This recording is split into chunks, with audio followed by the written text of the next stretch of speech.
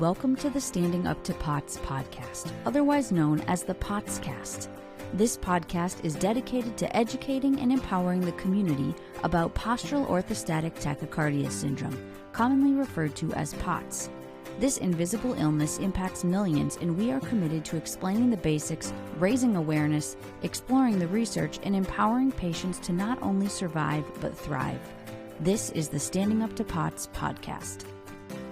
Hello, fellow POTS patients and lovely people who care about POTS patients. I'm Jill Brooke, your horizontal host, and today we have an episode of the POTS Diaries. Today we are speaking with Leigh, who is a POTS parent. Thank you so much for speaking with us today, Leigh. Thank you so much for having me. It's an honor to be here with you. So for starters, can we just get to know you and your family a little bit? Can you kind of set the scene for your story? Sure, absolutely. I'm a mom to two wonderful, beautiful sunshine daughters. One is now 19. She's the one that has POTS, and she is in college. And my other daughter is a junior in high school. And I'm married, and we have two dogs who are the other lights in my life. And we live in the DC metro area. Okay, and tell us a little bit about you. What are you passionate about? Sure. I am passionate about many different things, but professional wise, I'm a former first and second grade teacher. And then I stayed home with my girls, and I've always had different businesses. I've always had a passion for health and wellness, natural health and wellness, holistic health and wellness. I was able to help myself heal from some health condition. And so I went back to school to dive deeper into that and became an integrative nutrition health coach. And that is what I do today. I love helping teenagers and their families. That's who I work with, especially with the high rate of stress, anxiety, overwhelm, kids with chronic health conditions, and very passionate about that. And then hobby-wise, and just a little bit more about me, I love to be outside doing anything in nature. I think especially taking hikes with my family. I love to exercise. I love to create recipes. I find my zen in the kitchen. Just give me a whole bunch of food and I'll create some recipe with it. I prefer cooking over baking, but I will do some baking. And I love just to be creative. One of my outlets is definitely just doing crafts and decorating. And I love to read also.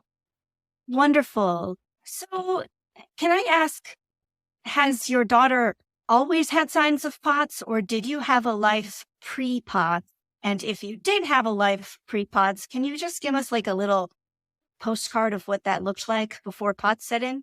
Sure. That's a great question. So no, she did not always have signs. Although once diagnosed, then I realized that there were signs. But no, she was diagnosed in 8th grade, but I would say at age 9 is when she started to have some health conditions. And prior to that, just a very social, active child, loved to be with her friends, very creative, loved school, loved learning. I would say like an out of the box thinker, very curious ever since she was really little, asking lots of questions, still very curious today. So, we were just very active family. Some of the sports she did were dance. She did softball, and then she did horseback riding and cheerleading. The horseback riding and cheerleading were kind of the two at the time that we started seeing some medical condition sneak in. So there was a prior, but then again, once she got diagnosed, even age 4, I was able to go back to and saw a sign. So what was the first sign that something was wrong enough that you had to say, okay, time to really take a look at this? Yeah. So our story has kind of two paths. So like I said, one started at age 9. She was on swim team, and all of a sudden she wasn't able to finish swimming a whole lap. And this was a kid who swam for a few years already prior to that and would get chest pain and breathing issues. So I addressed it by taking her to both a pediatric pulmonologist and pediatric cardiologist. And the only thing that they can come up with through the pulmonologist was exercise-induced asthma. And so that kind of explained it a little bit. And then that fall, she came down with sudden foot pain, just totally out of the blue. We had been ice skating that day. So I did think maybe she had an injury that didn't manifest until the evening, but took her right to the ER. They couldn't find anything. Took her to a orthopedic the next day. Couldn't find anything, but she couldn't walk.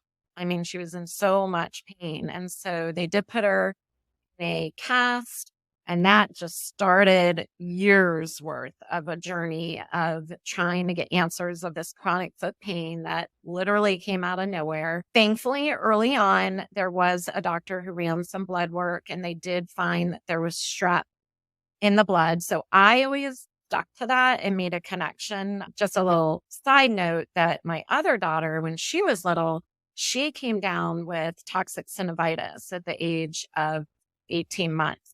And toxic synovitis is a result of a infection or virus that then resides in the hip. For her, it was in the hip. So she had prior virus, and then she couldn't walk. Like at 18 months, all of a sudden picked her up from her crib one day and she couldn't walk. And she was diagnosed pretty quickly with toxic synovitis.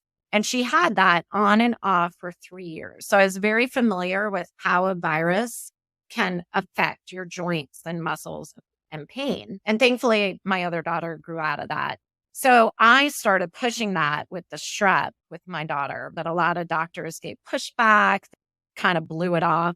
So long story short, she went through many different doctors, testing, different therapies, never really were on medication, just kind of more therapies. I mean, she was young. And so eventually she went from like days of not being able to walk, casted, crutches, boots for her foot, and, fourth grader, very active. So this started to affect, she kind of actually didn't let it affect her too much, but social life and just being. I mean, we did a lot of physical therapy. Her mindset changed where she just kind of accepted it. It made me very, very sad. But eventually she was able to get on with life and just kind of live with it. And she continued horseback riding after taking a break for a while. She went back to it. She even decided to try cheer, and she lived through it with the pain. To this day, I get like just so emotional thinking about it. And then the other leg of her story, no pun intended, is flash forward to 8th grade. She did get a concussion. It was actually a kind of a silly self-induced, not on purpose, but she opened her bathroom door, or she was in her bathroom and the door she didn't realize was right there. She thought it was open and she hit her head. So it ended up being a concussion. And after 3 months of therapy, all her symptoms were getting better, except for her heart rate variability, which is a symptom of a concussion. And they said, we think this can be something underlying. And so they sent us to a local doctor here who specializes in POTS, who's very well known in the POTS community. And sure enough, she was diagnosed with POTS. And it kind of, once he diagnosed her and also connected it to the foot pain, which now we're talking 4.5 years, 5 years, it almost was like a relief to have some answer finally, because he connected that to EDS, Ehlers-Danlos, which he also was diagnosed with, and the POT, the lack of the blood flow to the foot. And so that story began, and it wasn't connected. Her diagnosis was not connected to concussion. I know many kids with POTS, it is, but her diagnosis, we believe she probably had some form of dysautonomia since, like I said, I even think back to age 4 when she was running on a soccer field and she would get like chest, kind of pain. But I just thought, oh, she's 4. She's just learning how to run. And it probably manifested. There were different reasons. Like she had an abscess infection that she was hospitalized for in 6th grade that we think maybe probed it a little, and then just manifested in 8th grade after the concussion. So what is it like as a mother to watch all of that? Because listeners of our program will have at this point heard from a lot of patients as they went through that period of knowing that something was wrong, always feeling off in various ways, not knowing what it is, wondering if the world believes you. What is it like from a mom's perspective? tearing up even as I think about it and think back to all those years, which have been now 10 years. It's extremely gut-wrenching. I don't even know if there's real words to describe the heartache, the gut wrench, the hurt pain myself of knowing that all I want to do is help my daughter and make her feel better. There's also guilt that goes with it. Like one story before she got diagnosed, the spring before she got the diagnosis of the exercise-induced asthma, she ran Girls on the Run race. And she kept saying to me, oh, I'm seeing spots. I don't know if I can finish. My heart, holding her chest. And I just keep like cheering on. We can do it. We could do it. I had no idea. She hadn't even been diagnosed with the asthma at that time. So, some guilt. And I just start thinking about what could have caused this? What did I miss? She fell when she was like 2. And I went back to thinking, oh my God, did I miss something, from back then? So there's guilt, there's gut wrenching, just pain of, how do I help her? What do I do? And then there's frustration, there's anger, there's every single emotion because you have these doctors that are basically, yes, some were very helpful and try to listen, but just couldn't give answers.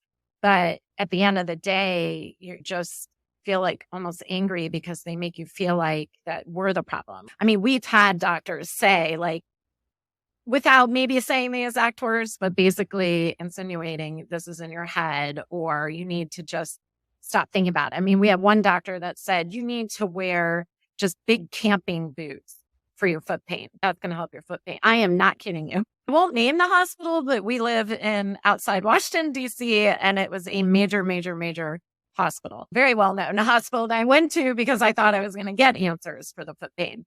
We both left there we almost didn't even cry at that one. We've cried at others, but that one we just were like, oh my God, what's happened? She was a little older at the time. We're like, what just happened? So many emotions. I would say I wasn't even able to recognize and honor and be with because my only focus was I need to get her better. I need to get answers. I need to get help. And I love that you asked that question because I want other parents that are listening to know how important it is to honor and recognize your emotions and to know that it's okay to sit with that and it's not selfish and it's important to take care of yourself because I learned that later. And we can only show up for our kids if we are taking care of ourselves. We can show up so much better for them and go into these appointments really, mindfully well equipped if we're taking care of ourselves. So I still get very emotional. Can I ask if it affected any other family dynamics? Did the other child feel like, hey, how come I'm not getting as much attention? Or were there any grandparents saying, hey, why do you indulge this child who's imagining this? Or was there any other weird stuff that makes it hard to be in your position? That's a great question. My husband and I were always, I would say, on the same page. So that was really good. I would say I took more of the, being involved because I was working from home at the time. I had tons of flexibility. So I was able to do that. I was running my own business and I really just took a break from it. So I was more of the caregiver. So sometimes that was affected where I was just so exhausted and mentally exhausted. And he tried very hard, very supportive. But of course, it's hard when you're not at the appointment. But we both were definitely always on the same page, which was helpful, which I know often that doesn't happen. And then with our other daughter, they're super close. My girls were always super close. I think she was young enough that really at the time, she didn't really totally understand what was happening. Even now, sometimes we'll talk about it and she'll tell us that. I don't think she was really too aware of it. Or a couple of years ago, I tried to do more educating so she could really understand.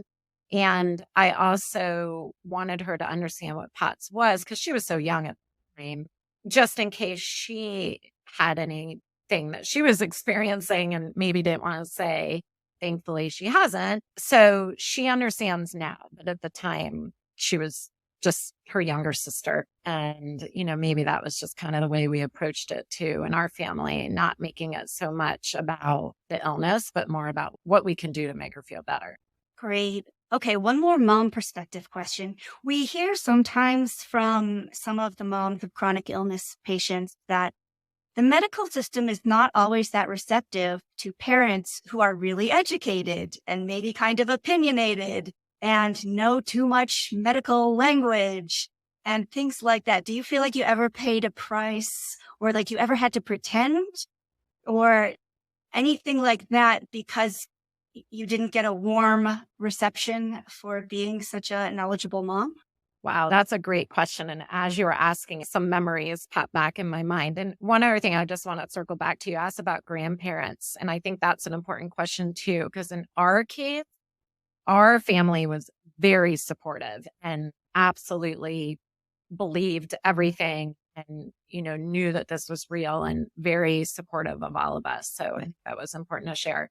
Yes. I mean, I definitely came up against that, especially with having more of a holistic mindset. I don't think some of the doctors were always open to that, especially when it came to the first 4 years with the foot pain and me asking questions and especially trying to connect this to a virus or to strep or something else going on in the body. So more of that integrative, holistic perspective instead of just looking at the foot. And so sometimes I would ask questions.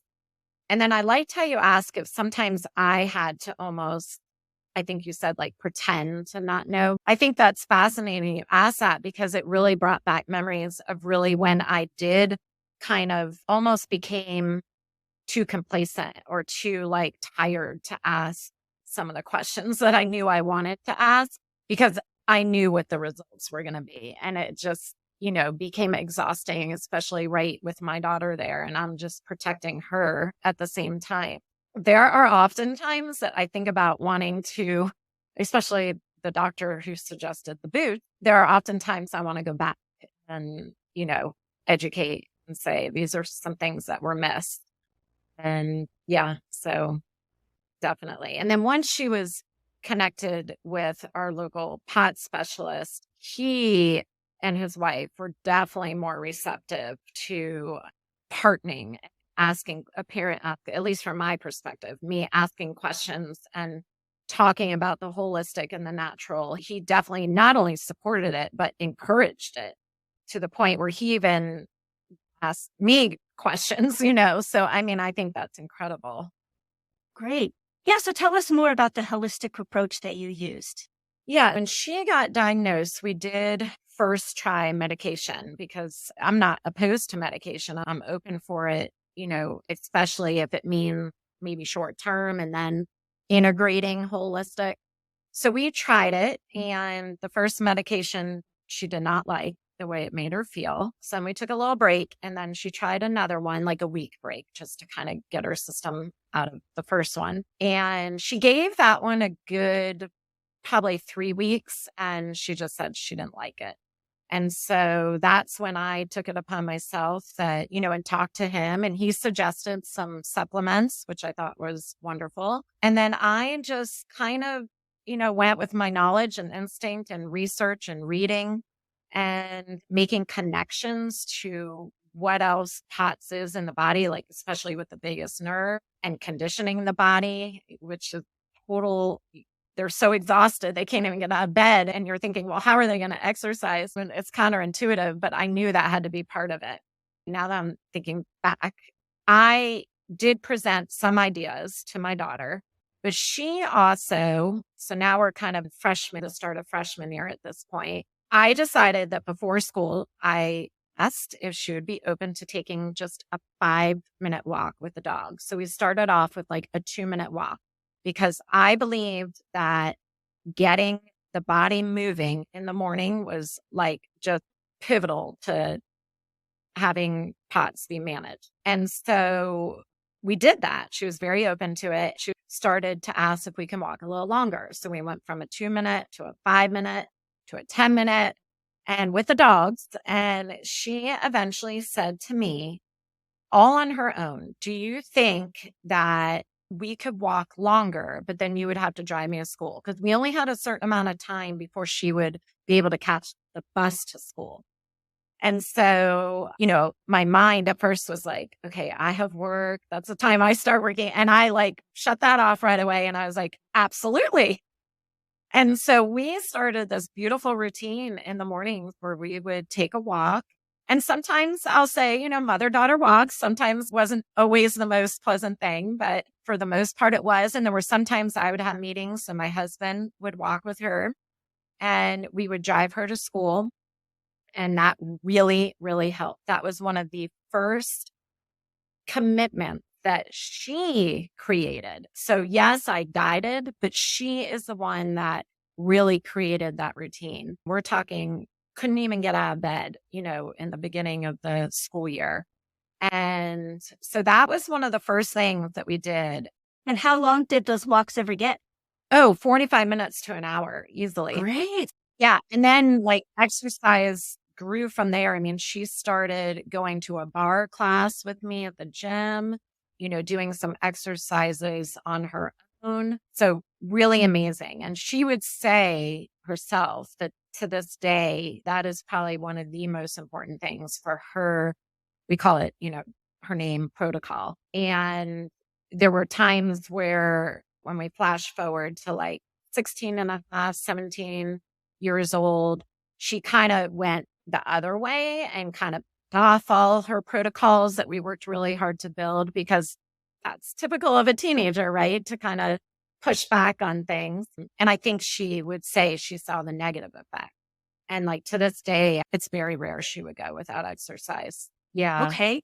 What else was part of your holistic approach? Protocol. Yeah. So definitely nutrition. And that went back to the foot pain as well. I mean, even our integrative practitioner right away suggested removing gluten, which is something that I had suggested, but hearing it from someone else is what really helped her. So eventually she did. And that is not an easy thing to do as a teenager, but it really helped her. She saw the difference. At the time, she was a vegetarian. That was her choice. I'm a vegetarian as well, but I'm very open to, my kids trying different things.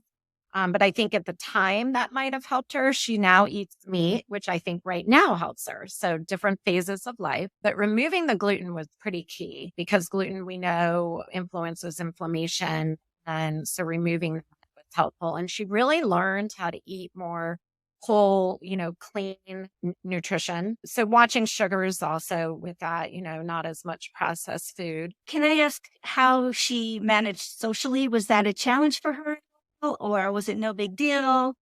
Yes. I mean, socially, even not in terms of nutrition, socially, it was very hard. This was freshman year, you're starting out high school.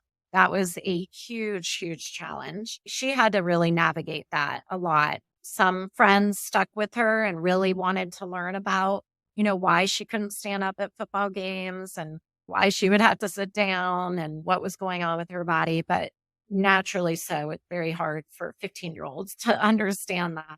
So it was hard, but God bless her. I mean, she just really dynamically stuck with wanting to be social. So for example, like homecoming, she went to homecoming with her friend. But it was a tough year, that freshman year. And actually, she asked to do her sophomore year at home. She did not want to go back to school. She missed a lot of school that freshman year. So that was hard. So her sophomore year, and this gets to her protocol, or holistic protocol too, she found a program all on her own, the K-12 International Program. She actually set up a meeting for my husband and I. That is how determined she was. And that's what she did her sophomore year. And that really gave her time to dedicate to her health. And so she really dove into the nutrition, the fitness. Mindset was a big, big piece of it. At her doctor's office, her POTS specialist at the time, they did biofeedback, and she did intense biofeedback with them. So learning intentional breathing and meditating, journaling, that was a huge part of it. And I would say that learning to talk to her body kindly instead of, always harping again on the illness, but really talking to her body kindly, that was something she learned, really also helped her a lot. So the messages that were going into the brain, which of course we know goes to the rest of the body, the gut-brain connection, really helped her as well. And then, of course, the nutrition too. And sleep. That's the other thing. Sleep. She had a really regimented sleep schedule those first 2 years when she was diagnosed with POTS. And then, of course, her junior year is when she kind of just explored things her own way and figured out what worked and didn't work. But sleep was very, very regimented those first 2 years. And that made a very big difference, along with supplements. Using essential oils for her emotional health really helped her as well. And I can see how each piece of this helps the other pieces of it. I was interested in how the nutrition and being gluten-free and maybe trying to avoid sugar, how that affected a social life, because I'm always intrigued by how it seems like there's many POTS physicians out there who recommend that people clean up their diet at any age. But then there's also a contingent that says, you got to let a 14-year-old just be a 14-year-old. And I have always been interested in this because I don't think there's any data either way. And I'm sure that each way works for different people. But I was just wondering, from your perspective, what are your thoughts on letting a kid be a kid versus clean up that diet ASAP? Because you're going to have to do it someday anyways. Yeah, I think that's a great question because that is real life. And that's something else that I like to share with people is keeping this real. There was no yes, she is thriving right now, but this was a journey to get there. And there's still moments where, she has to figure out her story. So that was hard. So like I said, those first 2 years where she was more at home, it was definitely more regimented and easier because I was cooking, I was teaching her. She was very open to it. When then she returned to school because she was feeling better to traditional school her junior year, that's when she decided to shift things. And, it was hard for me to let go of, oh my gosh, she's eating gluten now. She's, eating the sugar. So that was hard. Talk about emotions for the parent and learning to having to let go. But I knew at some point it wasn't worth the battle. Our relationship was more important to me than that. And I do believe that being social and having those friendships and that community actually activates the vagus nerve. So maybe she wasn't eating gluten-free, but she was happy and she was social. And so I believe that also contributed to her thriving. So I think what I would tell other parents is there's got to be some autonomy in this. They have to own it. And it's okay to not feel well. It's okay that she realized that maybe having too much gluten in a day made her not feel good because then she gets to discover it on her own instead of me constantly saying it.